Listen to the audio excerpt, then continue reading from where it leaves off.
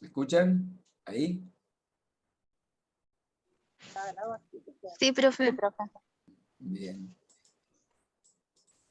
Vamos a ver si puedo tener imagen. Bien, ahí me escuchan bien, ¿no? Hola. Sí, profe. Bien, Sí, profe. bueno. Muy bien. ¿Cuántos hay presentes? Pocos, 15. Supongo que están todavía conectándose. Son las 6:03. Bien. Bueno. Lucas no llega a conectarse, me dijo que avise, ¿sí? En el trabajo. Bueno, muy bien. ¿Vieron el material que les subí?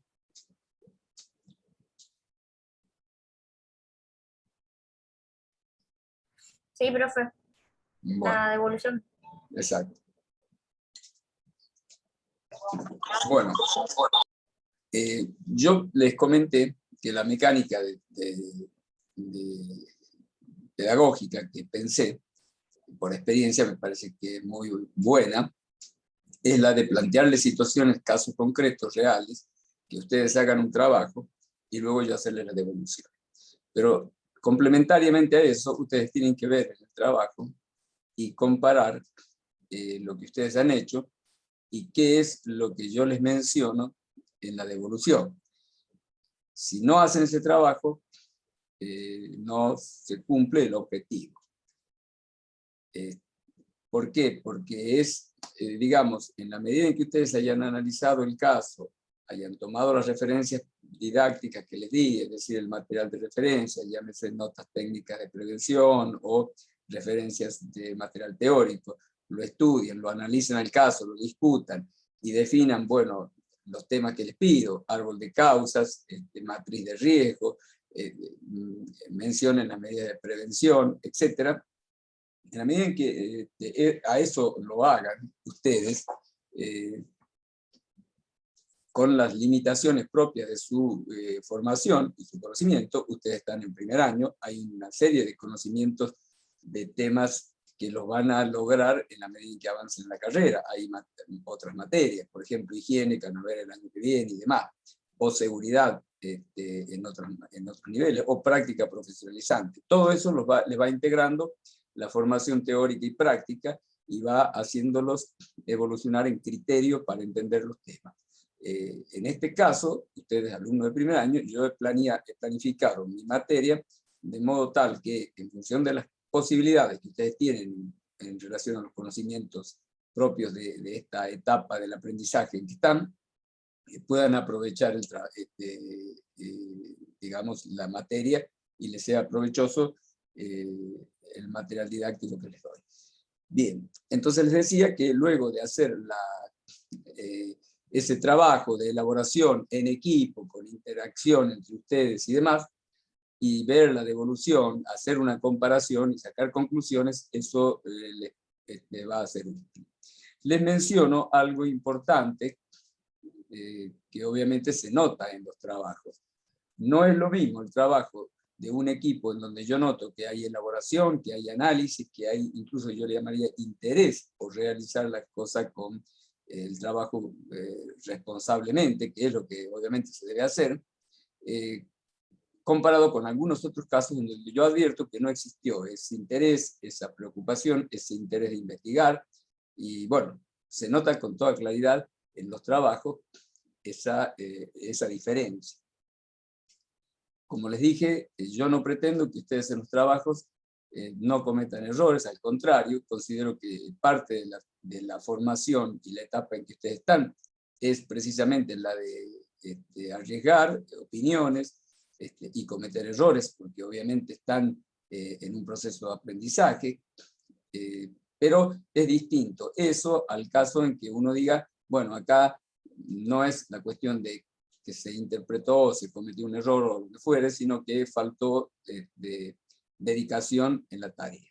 Así que yo he notado en algunos trabajos eso, les menciono que en la materia, en el examen final, todos los contenidos teóricos y temas que trabajamos y demás van a ser absolutamente exigidos, ¿no? Y esto por una cuestión muy simple. o por dos razones, digamos. La primera, porque institucionalmente corresponde, es parte de lo que requiere la acreditación de la materia.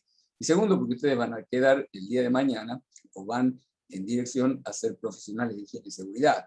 Y lo que ustedes hagan va a tener, digamos, una incidencia en la vida de las personas, en cuanto se trata de cuidar la salud, ¿no es cierto?, y la integridad física de los trabajadores. Entonces, hay en ese sentido una exigencia que surge, y es una cuestión de tipo ético, que a ustedes también se les tiene que plantear, en orden a avanzar con los conocimientos bien adquiridos, ¿no? Y bueno, eso está contemplado en los criterios de evaluación en el final. Así que les comento, creo que ya se los dije, tenganlo presente, que en los exámenes finales, todos los temas teóricos que vimos tienen que ser bien entendidos, en función de las posibilidades propias del nivel en el que ustedes están y en función del material que yo les provea, obviamente, ¿no es cierto? Pero, como les digo, yo trato de resumirles, trato de darles material que sea abordable por ustedes, que no les doy demasiado material de lectura, voy hacia cuestiones conceptuales, trato de sintetizar los temas, pero bien, está en ustedes, entonces, trabajar con esa responsabilidad. Así que les recuerdo esto, porque yo no lo voy a poder a esto evaluar en los trabajos. Ya veré si antes de la instancia final, en orden a regularizar la cursada, hago una evaluación un poco más profunda de los conocimientos de parte de ustedes, pero la gran exigencia seguramente la van a tener en el examen final. Y hacia eso se tienen que proyectar. Si han hecho mal la clase, o han desarrollado mal en la materia, no van a estar en condición. Bien, bueno, entonces, un poco de eso les quería comentar. Vieron, bueno, en la clase la subí a la videograbación, así que pueden verla. Allí les hice referencia a los temas relacionados con el accidente del trabajo práctico número 3, y además les hice una devolución general escrita, más allá de un comentario muy sintético particular que les hice, pero insisto, son ustedes los que tienen que comparar lo que ustedes han hecho con la devolución esta general, y más la devolución escrita que les hice, y ver en qué estuvieron mal para incorporar esos conocimientos, para internalizar ese conocimiento que surge en este proceso de aprendizaje, ¿no? Bueno, precisamente, en el día de ayer tuvimos una reunión. Yo soy profesor en otro instituto, de Tigre, de la misma carrera, y doy la materia práctica profesionalizantes 2.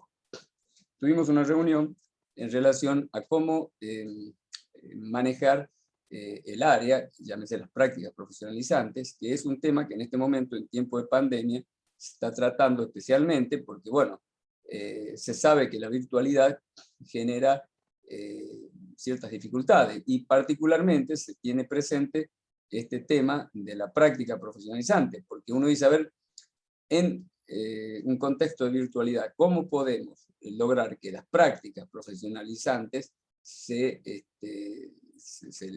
digamos, logren el objetivo, que es precisamente transferencia de experiencia y avanzar en lo que es el aspecto práctico de la materia? El nombre lo dice, ¿no es cierto? Bueno, en ese sentido se han definido la posibilidad de algunas actividades presenciales. No sé si ustedes están en este momento en el 217 realizando alguna actividad presencial en relación a la práctica profesionalizante. No, profe, todavía no. Por el momento no, profe. Bueno, bien.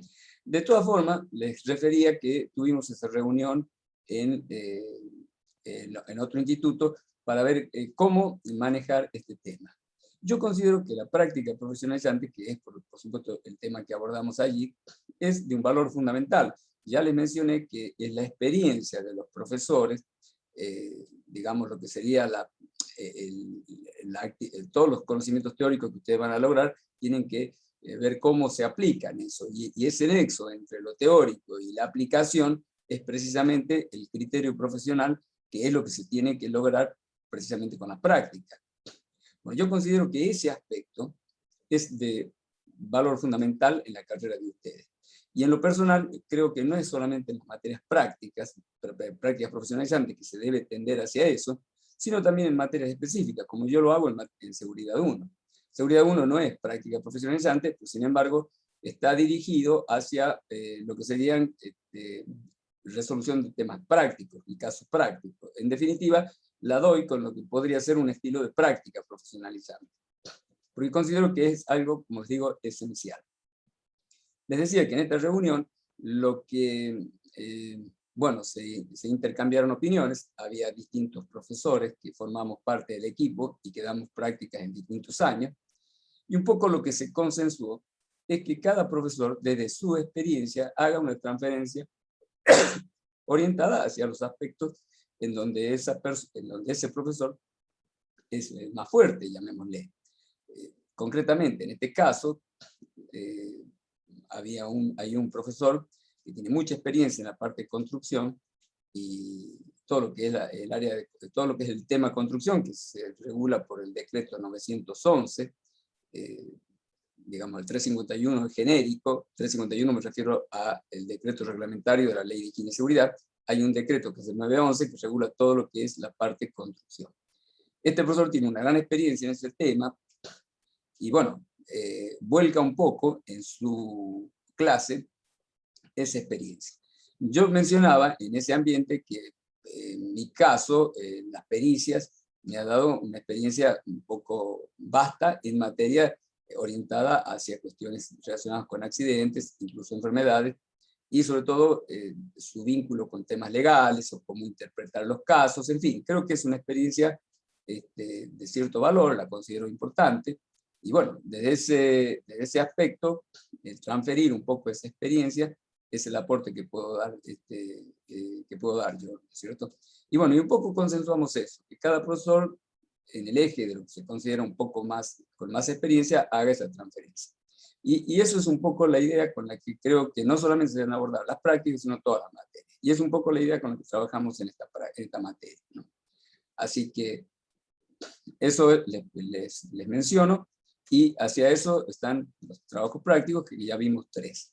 Vamos a avanzar con otros trabajos prácticos, y de paso, y precisamente en orden a este aspecto, les menciono un tema que se me planteaba en otro instituto en práctica profesionalizante.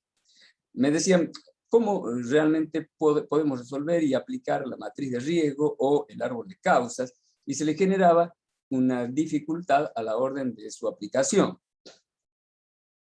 Precisamente, ustedes vieron en el trabajo práctico anterior y en la devolución, les hice el árbol de causas y les hice la matriz de riesgo, y son 2 temas muy importantes, cuyo sentido fundamental es cómo se lo aplican.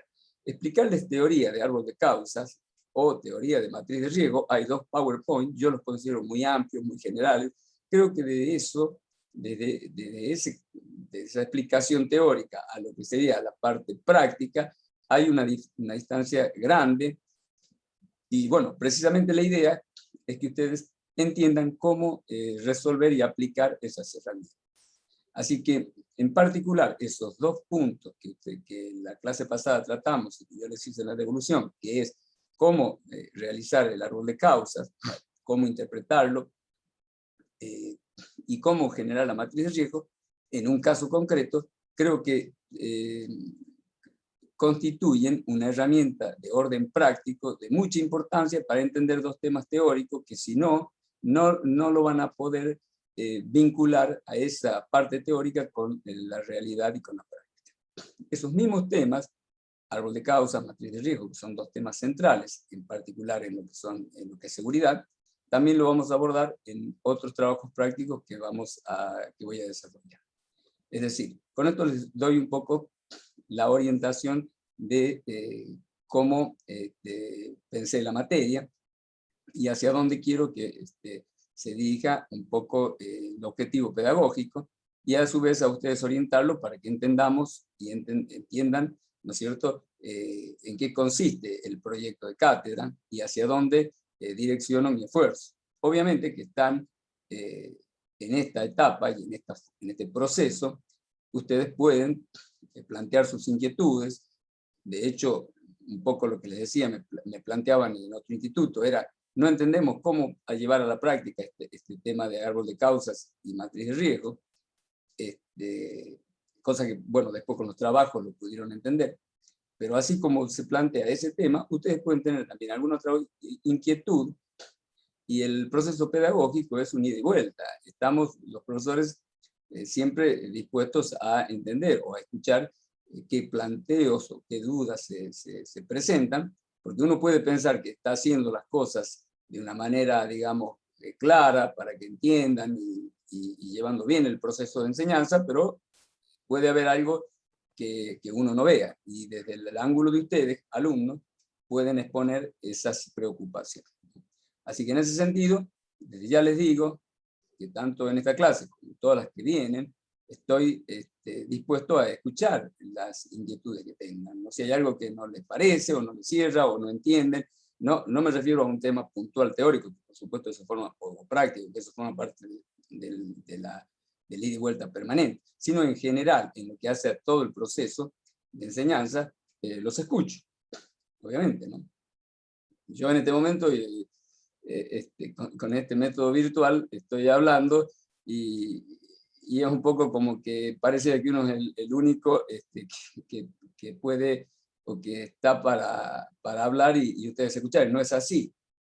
Así que pueden interrumpirme cuando quieran, y con esta idea les digo que cualquier duda, preocupación o lo que sea, estoy, por supuesto, dispuesto a escuchar. ¿Se entiende? Gracias, profe. Gracias, profe. Sí, lo sabemos. La verdad que, bueno, todo un poco la voz. Lo sabemos, lo dijo desde las primeras clases. Yo por mi caso trato de consultar lo que no entiendo, y bueno, la materia sé que es bastante teórica, pero bueno, con los trabajos prácticos y las devoluciones, y ahora los videos, me parece que se hace un poco más dinámica también. Así que por mi parte, súper agradecido. Bárbaro. Bien. Bueno, yo creo que se los mencioné, rápidamente se los digo. Considero que esta virtualidad nos ha generado una gran deficiencia, indudablemente, en el proceso de aprendizaje, enseñanza-aprendizaje, pero también, como toda situación, digamos, problemática, tiene sus aspectos o sus oportunidades. Dicen, hay una referencia que toda crisis tiene o presenta oportunidades. En lo particular, en lo personal, yo creo que el hecho de poder armar videos y que esos videos sean una referencia de estudio, creo que es un elemento muy fuerte que yo antes de la pandemia no lo tenía presente.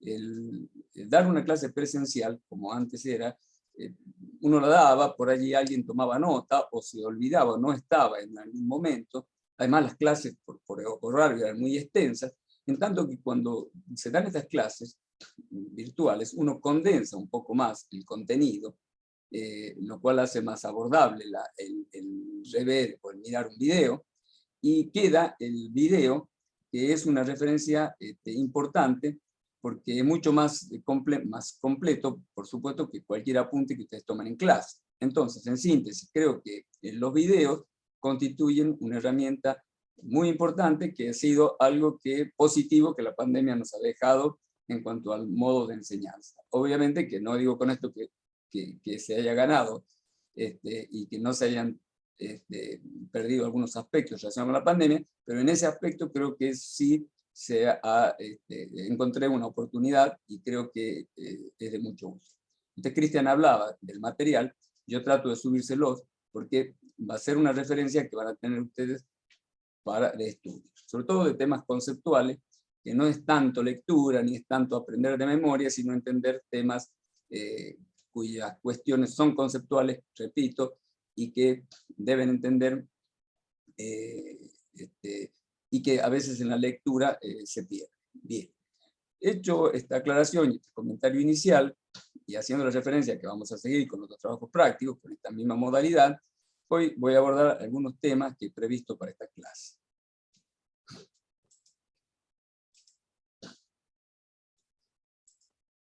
Segundo, vamos a ver si puedo compartirles. Profe, Sí, le escucho. Viñez, Eliana iba a entrar un ratito más tarde, avisó.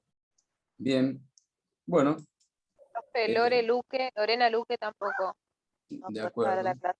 clase. Bueno, muy bien.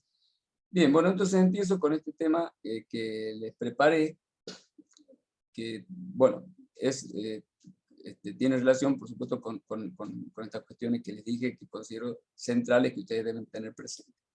Bien, hay cosas que son muy básicas, pero creo que vale la pena repetir. La Ley de Higiene y Seguridad, que es la 19.587, y su decreto reglamentario, 351 del 79, recuerden que una ley es algo que, ustedes todos lo deben saber, se produce en el ámbito del Poder Legislativo. El mecanismo de una ley es que tiene que pasar las dos cámaras, la Cámara de Legisladores y la Cámara de Senadores, y luego es promulgada la ley. La ley, su nombre lo dice, es algo general, por eso es ley. Y generar regulaciones en materia de higiene y seguridad es un tema muy complejo, y ni los diputados ni los senadores pueden estar en los detalles. Entonces, lo que la ley 19.587 establece son los lineamientos generales, que luego son operacionalizados en su decreto. ¿Qué significa operacionalizado?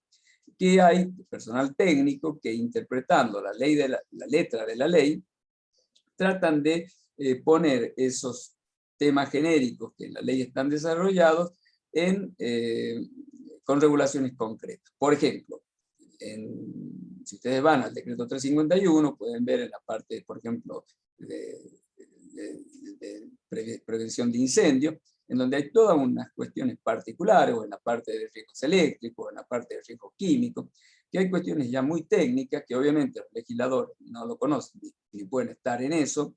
Entonces, son equipos de trabajo técnicos que luego operacionalizan la ley, es decir, amplían lo que la ley dice y lo detallan en términos técnicos. Por eso la ley, como les dije, es algo muy sintético, de hecho tiene nada más que 2 carillas, prácticamente, la ley 19.587, en tanto que el decreto reglamentario, ustedes lo habrán visto, es un pequeño librito en donde hay todos los temas técnicos desarrollados. Bien, entonces, ¿qué dice la ley en forma genérica? Establece las obligaciones que debe tener el empleador para con los empleados, que básicamente es la de garantizar puestos de trabajo con la medida de prevención adecuada para que los riesgos estén en un nivel tolerable, además de capacitar y proveer los elementos de protección personal. Esta es la síntesis, si ustedes tuvieran que explicar qué es la ley de higiene y seguridad, es la síntesis que se puede realizar. Es decir, está claro que únicamente se refiere a las obligaciones del empleador, no incluye RT ni nada, porque bueno, de hecho cuando se promulgó esta ley, las RT no existían. ¿Y cuál es la obligación del empleador? Fíjense, garantizar puestos de trabajo con la medida de prevención adecuada para que estén los riesgos en un nivel tolerable. ¿Qué quiere decir con esto? Esto es algo muy importante. Siempre cuando se hace un análisis de riesgo, y ustedes saben, en la etapa 2 de la gestión de riesgo, primero identificación, segundo evaluación, cuando yo quiero evaluar, antes de planificar, que es la tercera etapa, el objetivo principal, si se puede, es eliminar el riesgo. A veces se puede eliminar el riesgo, por ejemplo, en un producto químico, haciendo una sustitución. En fin, hay determinadas situaciones de riesgo en que se puede llegar al objetivo de la eliminación del riesgo. Toda vez que eso se puede, obviamente que es a lo que se debe tratar de llegar. Pero lo que normalmente ocurre es que no se puede lograr eso. Entonces, el ejemplo precisamente es el de la moladora. Ustedes no pueden, voy a eliminar el riesgo de la moladora.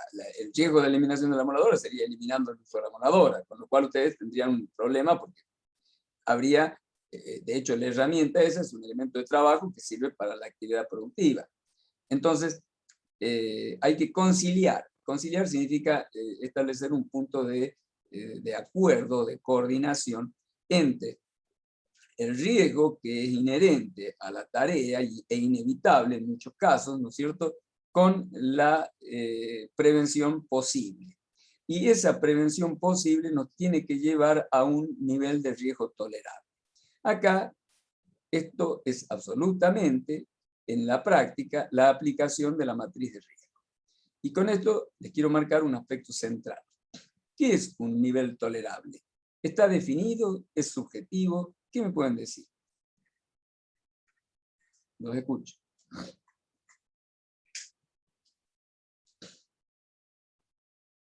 Que está el riesgo, pero no hay tantas probabilidades de que ocurra un accidente. Seguro. Bien. Ahora, ¿ustedes creen que es algo objetivo, así que yo puedo decir, bueno, a ver, o voy a un libro y digo, bueno, esto es riesgo tolerable?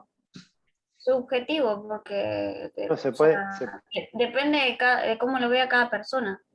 Bien, para mí se puede medir, se puede determinar objetivamente. está. Bien, ni un extremo ni el otro, porque, por ejemplo, cuando estamos ante un riesgo, hay material, digamos, teórico, es decir, hay desarrollo de doctrina, desarrollos teóricos, normativa, que establecen qué criterios se deben cumplir, y esas son obligaciones legales. Entonces, desde ese punto de vista, puedo decir que el riesgo es objetivamente manejable. Si yo estoy ante un riesgo de, supongamos, de incendio, hay una normativa que establece, bueno, cuáles son las condiciones que tienen que tener los establecimientos en donde existen esos riesgos, las condiciones y la cantidad de extintores de incendio, en función de la carga de fuego, temas que van a ver después, adelante, la necesidad o no del uso de agua con un sistema de red para tener en caso de incendio. En fin, hay toda una serie de temas de regulación que están objetivamente definidos en la normativa, en particular en el decreto 351. Entonces, sí hay referencias objetivas, ¿no es cierto?, concretas para definir si las condiciones de un riesgo están en un nivel tolerable o no. Pero no se agotan totalmente en lo escrito. Hay una serie de valoraciones que entran en el plano de lo subjetivo. No se puede establecer o normar en forma teórica, de hecho las normativas son escritos, ¿no es cierto?, que aseguren que cada condición de trabajo esté dentro de algo que podremos considerar riesgo tolerable.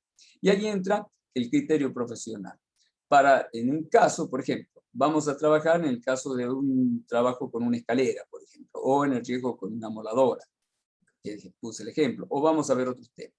Hay aspectos que los tiene que valorar el profesional con su criterio, y el criterio es precisamente lo que vamos desarrollando en esta materia, con su criterio profesional, con lo cual va a considerar si está dentro de lo que es un nivel tolerable o no. Es decir, hay una parte que es o que se refiere a normativa existente que debemos cumplir, pero hay otra parte que surge del caso concreto y que lo tiene que valorar el técnico. Y desde ese punto de vista es en cierta manera un poco subjetivo ese nivel de tolerabilidad.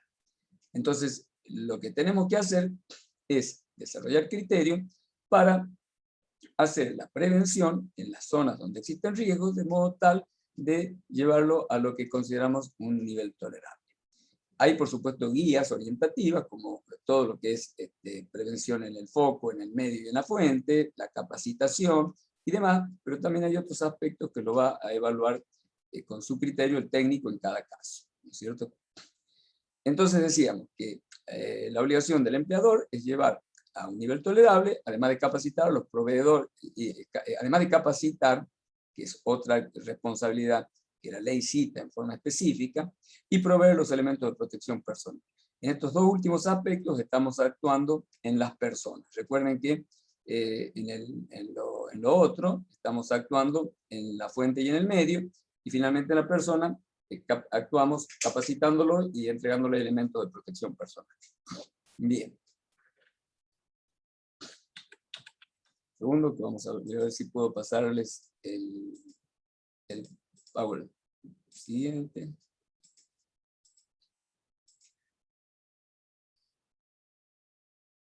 Bien.